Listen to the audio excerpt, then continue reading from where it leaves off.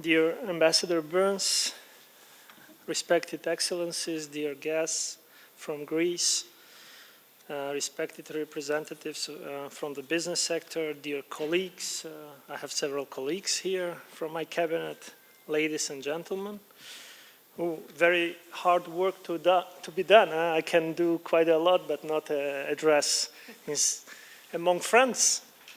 And even though they prepared me quite well, I said that I have to tell something personal. And that's that, to be frank, I would never thought that as an alumni of IVLP, which is a program of US embassies, sometimes I would have the chance and be of such a luck like I am today, to be among friends, sit among friends and be grateful that I see so many friends in one room.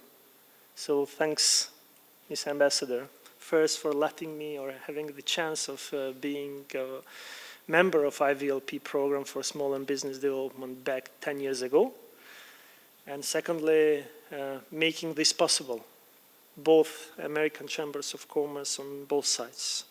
Today it really brings me such joy to see what a constructive and open dialogue can do. First, it led to the PRESPA agreement a few years ago, and today it brings all of us together on this trade mission. That's the power, as I say, of openness and mutual respect.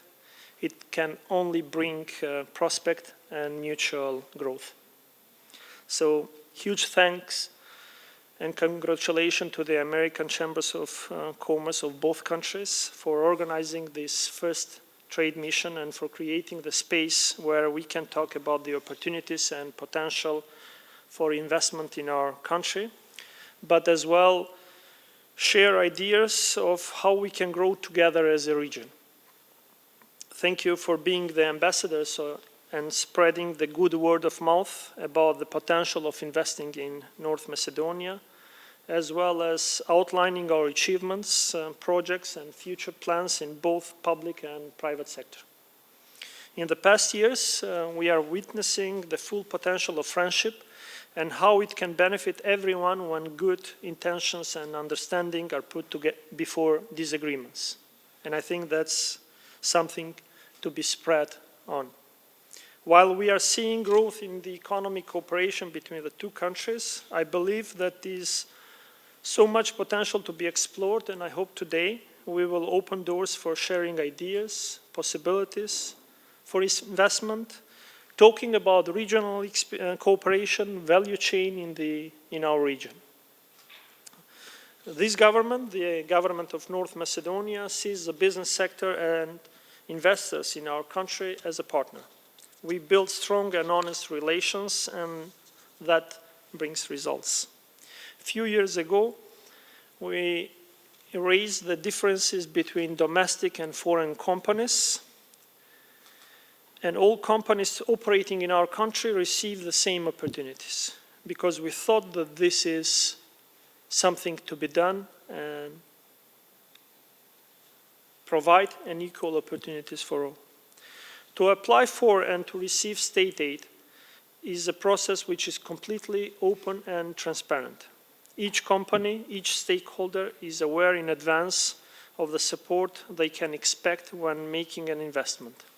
This creates predictability and stability for doing business in our country, and most importantly, it creates a good business climate for investors, which pushes our boundaries and puts North Macedonia on the map of the countries with the most attractive environment for investors. We are focused on reshaping our economy through bringing higher paid jobs and production of higher value added products by supporting 50% of total investment costs for research and development centers of the companies on the top of 50% on their general investment in the manufacturing or production lines. It means 50% of the total investment refunded from the government. The packages of support include 10 years tax exemption on corporate and personal income tax. On the cash grant side, actually we provide around 20% of refund of the capital investment as well as grant for each job created. But even from my cabinet will present in detail about the support we offer through state aid programs for investors, and of course we are open for discussion later on. Before the pandemics, we have outlined the so-called law on strategic investments that regulates the criteria, conditions, and procedure for applying, determination of status, selection, preparation, and implementation of the investment projects of the highest strategic priority for the country, or so-called strategic investment projects. This law was aimed and still aimed to enable an environment for big investments in our country based on the principle of free movement of goods, services, and capital, free competition and equal treatment, non-discrimination and transparency. Therefore, today with me is Mr. Igor Bimbilovski, the guy there, from the cabinet of Prime Minister Kovachevski, and we are open to go into more detail about the law in the discussion that follows. The government of the Republic of North Macedonia has all its intentions focused on integration and building partnerships. We are an official NATO members and dedicated to our integration in the European Union.